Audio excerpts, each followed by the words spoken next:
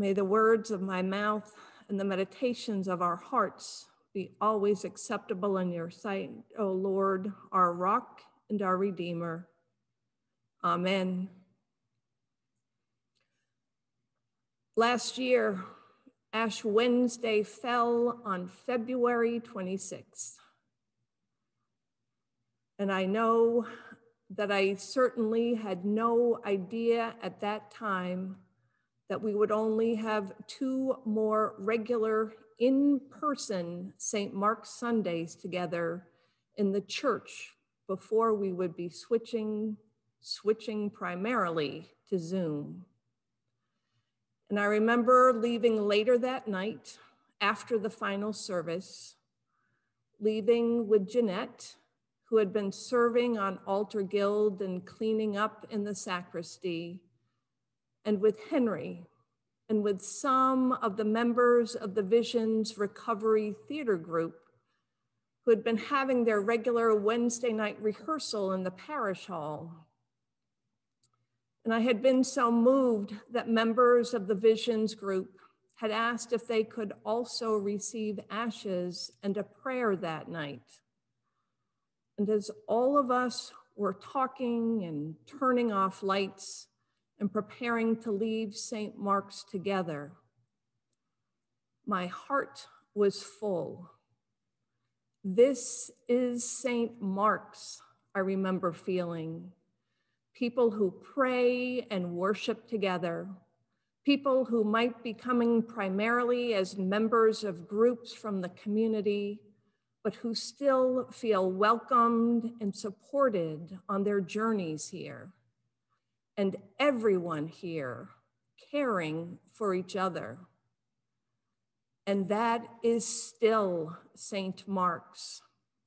Even if we might be gathering together and in relationship with those in our surrounding communities a bit differently right now.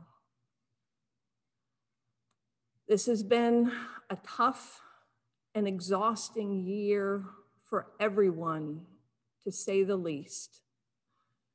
Much tougher for some than others, with loved ones or ourselves who have been so very, very ill, and with dearly beloved family members and friends who have died.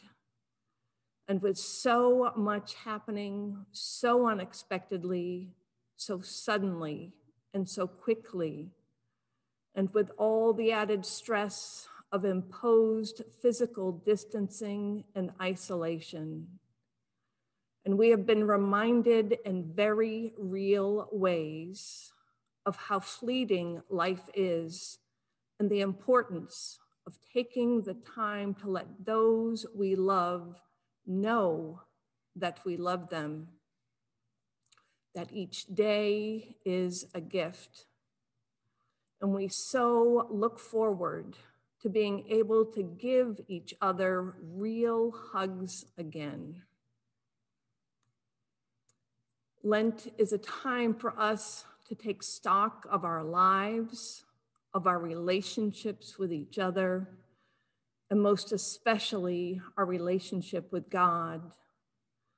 And we have been doing a lot of that over this past year. And we've had time to reflect on what we miss, on what's really important, and also to look closely at what we might need to mend in our relationships with others, with ourselves, with God, and what we may have found is really not as important to us as we had thought, and what we may decide to let go as we move forward.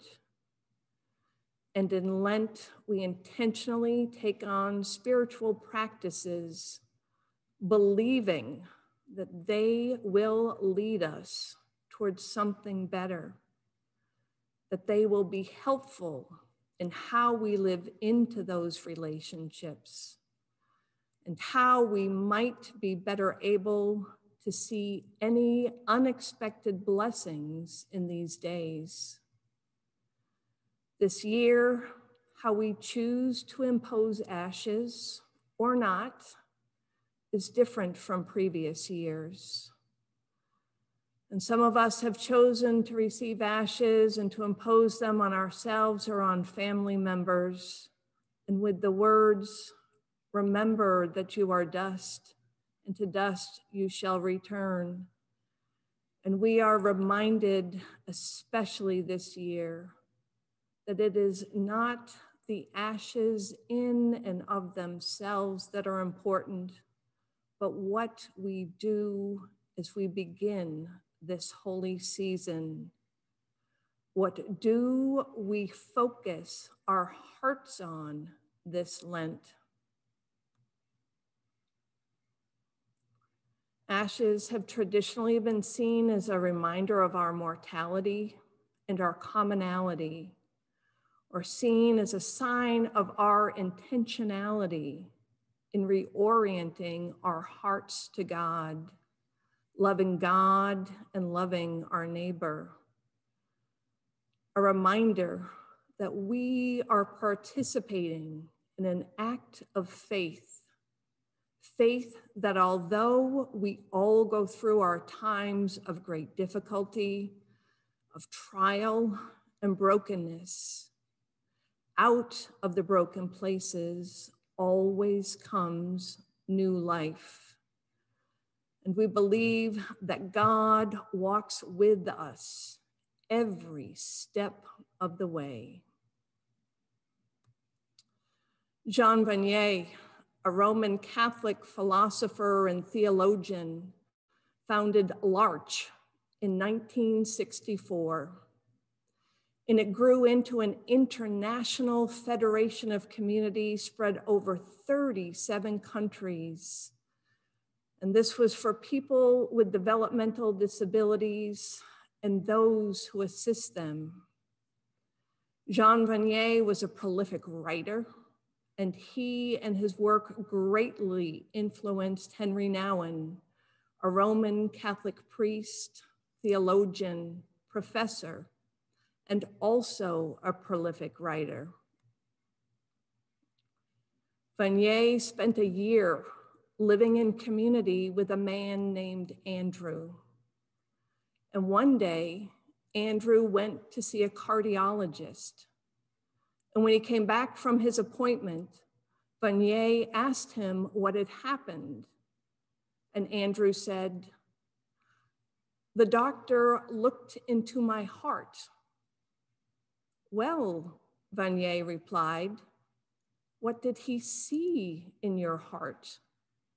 To which Andrew replied, "He saw Jesus, of course." "And what does Jesus do in your heart?" And Andrew replied, "Jesus rests there." The sense of the phrase in French is, "He takes his quietness there." And Vanier reflected, to love is to let the other rest in your heart. And he pointed out, it is right at the heart of the mystery of all the Gospels.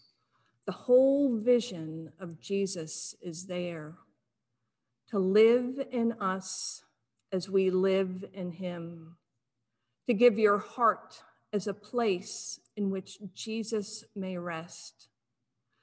And what if we took this time of self-examination, reflection, prayer, and reading and meditating on God's holy word? What if we took this to heart? What if we thought of this season as an opportunity to pay close attention to preparing our hearts as welcoming places in which Jesus may rest? And what if we, in turn, allowed ourselves the chance to rest in the heart of God? At the heart of all of life, all relationship is love.